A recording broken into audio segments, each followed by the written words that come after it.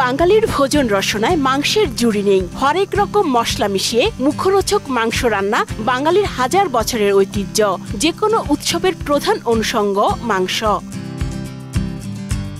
আর তাই ঈদ ঘিরে স্বাভাবিকভাবেই মাংসের দোকানে ভিড়। গরুর মাংস কেজি প্রতি বিক্রি হচ্ছে 750 থেকে 800 টাকায়, আর খাসির মাংস 1000 থেকে 1200। ঈদে মাংসের দাম স্থিতিশীল থাকায় স্বস্তি জানান ক্রেতা বিক্রেতারা। আমাদের সামনে জবাই করে কাটা দিয়েছে 1130 টাকা করে পার কেজি রাখছে। তেল চর্বি কিছু দেয় নাই। আজকে যে দাম এটা বাড়ে নাই। গরু আসছিল না, হাটে টানা ছিল, দিক দিয়ে গরু আয় নাই, এর লেগে আসছিল দাম বাড়তে আসছিল।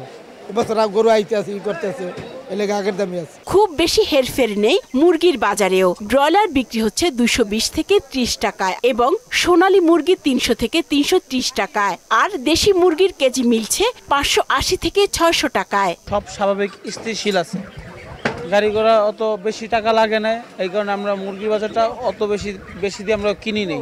মুরগি ছিল 280 টাকা, দাম কম আছে। মুরগিও নিয়ন্ত্রণে আছে, মানে ফট করে বাইরে যায় কি আবার কমে যায়, একটা সেন্টিগ্রেডের পাল্লায় পড়ে না, ওইটা নাই। এদিকে 1 কেজি বা তার কম ওজনের ইলিশ বিক্রি হচ্ছে কেজি প্রতি 2500 থেকে 2800 টাকায়, আর চিংড়ি বিক্রি হচ্ছে 1000 থেকে 1300 টাকায়। 4 কেজি বা তার বেশি ওজনের রুই মাছ বিক্রি হচ্ছে 400 থেকে 550 টাকা কেজি দরে। খুব একটা বেশি না, তো মোটামুটি ঠিক আছে আমার মনে হয়। এর আগের ঈদের থেকে কম, কিন্তু এক সপ্তাহ আগের থেকে 100 টাকা বেশি কেজি। ইলিশ মাছ আর ইলিশ চিংড়ি মাছটা এটার দাম বাড়তি, অন্যান্য মাছ যেটা জন্য নিয়ন্ত্রণে আছে। সুদবিহীন ব্যাংকিং এ আত্মশুদ্ধির পথ এনআরবিসি ব্যাংকের ইসলামিক ব্যাংকিং আল আমিন। এদিকে স্বস্তি রয়েছে ডিমের দামেও। সোনালী ডিম ডজন প্রতি বিক্রি হচ্ছে 110 থেকে 115 টাকায়, আর সাদা ডিম 105 টাকা।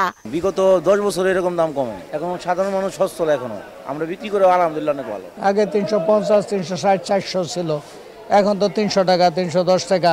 তবে রোজার শুরুতে বেড়ে যাওয়া লেবু শসার দাম এখনো আকাশ ছোঁয়া। উষা ফেরদৌস, মোহনা সংবাদ, ঢাকা।